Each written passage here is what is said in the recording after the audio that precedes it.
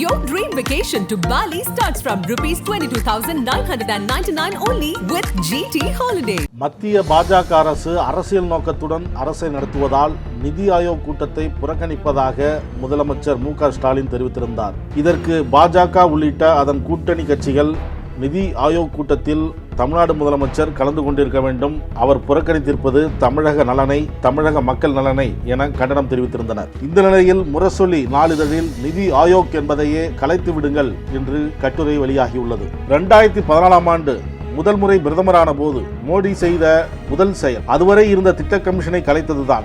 மாநில முதலமைச்சர்கள் கூடி பேசி தங்களது கோரிக்கைகளை முன்வைத்து பெரும் அமைப்பாக அது இருந்தது. வந்ததும் அதனை கலைத்தார். அதன் பிறகு அவர் உருவாக்கியதுதான் இந்த நிதி ஆயோக்.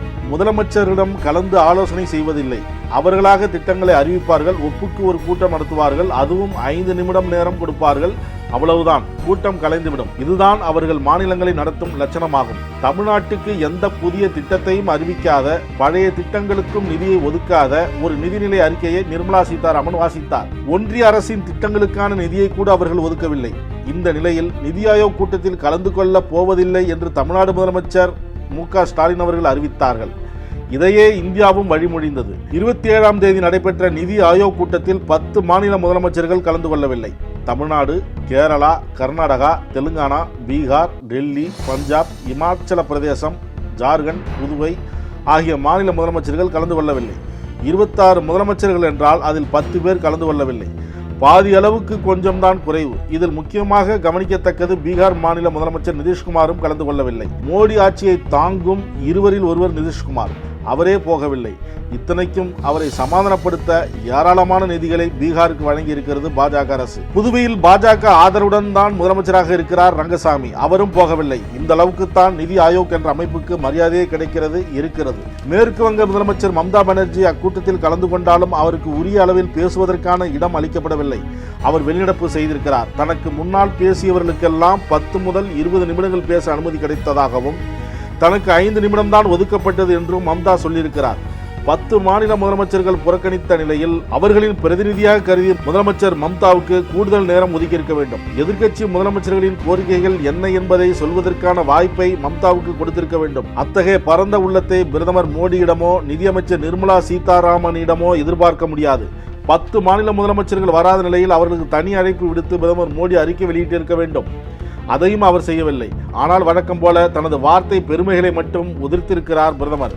வளர்ச்சி அடைந்த பாரதம் என்ற இலக்கை எட்ட அனைத்து மாநிலங்களின் கூட்டு முயற்சியும் ஒத்துழைப்பும் தேவை. வளர்ச்சி அடைந்த மாநிலங்கள் தான் வளர்ச்சி அடைந்த பாரதத்தை உருவாக்கும் என்று பேசியிருக்கிறார் பிரதமர். இது உள்ளத்தில் இருந்து பேசியதாக இருந்திருந்தால் தமிழ்நாட்டுக்கான ஒரு சிறப்பு திட்டத்தையாவது பிரதமர் அறிவித்திருப்பார். சும்மா உதட்டளவில் பேசிய பேச்சு இது என்பது அவருக்கே தெரியும்.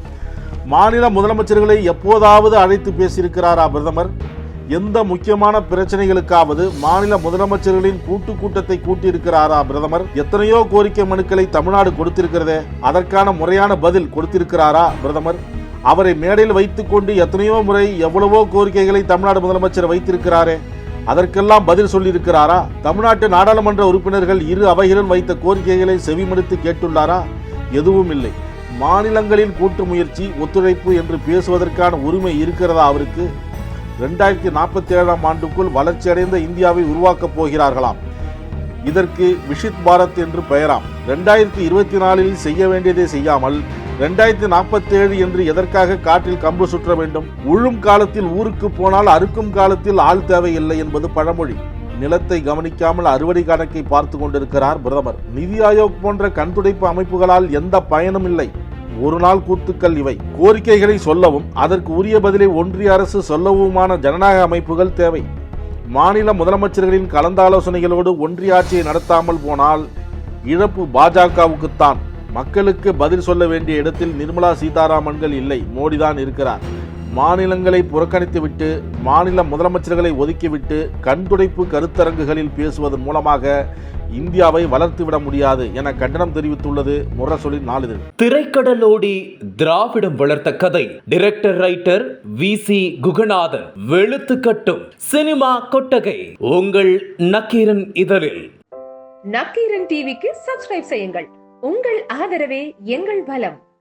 ஆசிரியர்களுக்கு நண்பனாகவும் மாணவர்களுக்கு ஆசானாகவும் திகழும் தேர்வு வழிகாட்டி ஒவ்வொரு பாடத்திற்கும் அனுபவமிக்க ஆசிரியர்களின் துல்லியமான தெளிவான விடைகள். CNC இருக்கு, தேர்வு பயம் எதற்கு? இது தீரன் பப்ளிஷிங் ஹவுஸ் விற்பனை வெளியீடு.